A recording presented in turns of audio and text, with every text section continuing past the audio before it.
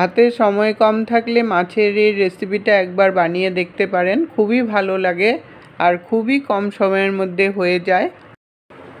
নমস্কার বন্ধুরা, আমি সীমাস স্মল কিচেনে আপনাদের সবাইকে স্বাগত জানাচ্ছি। পুরো ভিডিওটা দেখার জন্য অনুরোধ রইল। বাড়িতে কোনো গেস্ট আসলে এইভাবে করে ঝটপট রেসিপিটা বানিয়ে দিতে পারবেন। আর মাছ হয়তো আপনারা অনেকভাবেই খেয়ে থাকেন, এইভাবে করে একবার বানিয়ে দেখবেন, খুবই ভালো লাগে। আসুন দেরি না করে রেসিপিটা শুরু করি। মাছগুলো দেখুন কি সুন্দর, একদম ফ্রেশ চকচক করছে মাছগুলো। এটা একটা সি ফিশ, এটার নাম হলো তাল্লে। এটা অনেকটা ইলিশ মাছের মতো খেতে লাগে, গন্ধও আছে অনেকটা ইলিশ মাছের মতো। আর ইলিশ মাছের মতো অত ঝিরিঝিরি কাটা নেই, কিন্তু কাটা আছে, মিডিয়াম কাটা আছে। তো এগুলো মাছগুলো এখন আমি ভালো করে পরিষ্কার করে ধুয়ে নুন হলুদ মাখিয়ে নেব। মাছগুলো ভালো করে পরিষ্কার করে সামান্য পরিমাণে নুন আর হলদি পাউডার মেখে রেখেছি। এটা এখন আমি 5 মিনিটের মতো মেখে রেখে দেব। এদিকে আমি কড়াই বসিয়েছি, কড়াইতে আমি 1 চামচ সরষের তেল দিয়ে দিলাম। মাছটার জন্য একটা মশলা রেডি করে নিব। প্রথমে তেলটা গরম হয়ে গেছে, এখন একটা মিডিয়াম সাইজের পেঁয়াজ আমি খুব কুচি করে নিয়েছি। ওই পেঁয়াজটাকে এইভাবে করে খুলে খুলে দিলাম। এইভাবে খুলে দিলে পেঁয়াজটা ভাজাটা সুন্দর হবে। সাথে 2টো কাঁচা লঙ্কা দিয়ে দিলাম। কাঁচা লঙ্কাটা আর আলাদা করে তাহলে দিতে হবে না, এটার সাথেই ভাজা হয়ে যাবে। এখন 1 থেকে 1.5 মিনিটের মতো পেঁয়াজগুলো একটু ভাজা করে নেব। সামান্য পরিমাণে নুন দিয়ে ভালো করে নেড়ে চেড়ে পেঁয়াজের সাথে মিশিয়ে আমি 1 মিনিটের মতো ঢাকা দিয়ে রাখবো, তাহলে পেঁয়াজগুলো একটু মজেও যাবে আর ভাজাটাও সুন্দর হবে। 1 মিনিট পরে আমি চাপাটাকে উঠিয়ে নিয়ে আর একটু নেড়ে চেড়ে তারপর একটা টমেটো কুচি দিয়ে দিলাম। টমেটো কুচিটা দিয়ে একটু সময় ভাজা করে নিলাম। তারপর এটার মধ্যে খুবই সামান্য পরিমাণে হলদি পাউডার দিয়ে দিলাম।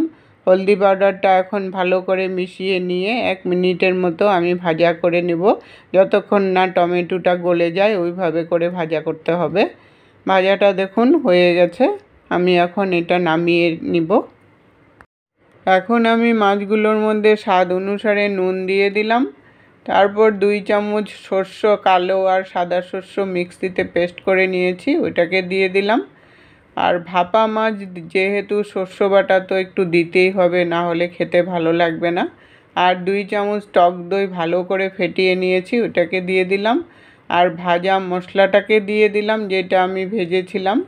আর 1 চামচ কাশ্মীরি চিলি পাউডার দিয়ে দিলাম। আর 3 চামচ সরষের তেল দিয়ে দিলাম।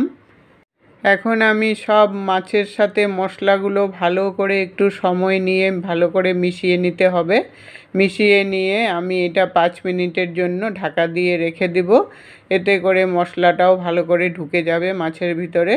এখন আমি কড়াই বসিয়েছি, কড়াইতে আমি আন্দাজ মতো জল দিয়ে দিলাম 1 গ্লাসের মতো। একটা স্ট্যান্ড দিয়ে দিলাম। তারপর মশলা মেশানো থালাটাকে বসিয়ে দিলাম। আপনারা ইচ্ছা করলে একটা টিফিন বক্সও বসাতে পারেন এইভাবে। আমার এরকম সাইজের টিফিন বক্স নেই, তাই আমি থালার মধ্যেই বসালাম। উপর থেকে 2টো চেরা কাঁচা লঙ্কা দিয়ে ঢাকা দিয়ে আমি 10 থেকে 15 মিনিটের মতো আমি বয়েল করে নেব। 15 মিনিট পরে আমি চাপাটাকে উঠালাম, উঠিয়ে দেখুন কি সুন্দর হয়েছে মাছটা। উপর থেকে আমি ধনেপাতা কুচি একটু ছড়িয়ে নিয়ে আরও 1 মিনিটের জন্য ঢাকা দিয়ে আমি নামিয়ে নেব। দেখলেন তো বন্ধুরা, কত কম সময়ের মধ্যে আমি মাছ ভাপাটাকে বানালাম। রেসিপিটা যদি একটু হলেও আপনাদের ভালো লেগে থাকে সবার সাথে শেয়ার করে দিবেন। আজকের টিপস, মাছ ভাজা করে রান্না করলে যতটা না তেল লাগে, ভাপা করে রান্না করলে তেলটা অনেক কম লাগে। এতক্ষণ সঙ্গে থাকার জন্য আপনাদেরকে অসংখ্য অসংখ্য ধন্যবাদ বন্ধুরা। আবার দেখা হবে নতুন রেসিপির সাথে। সুস্থ থাকুন, ভালো থাকুন।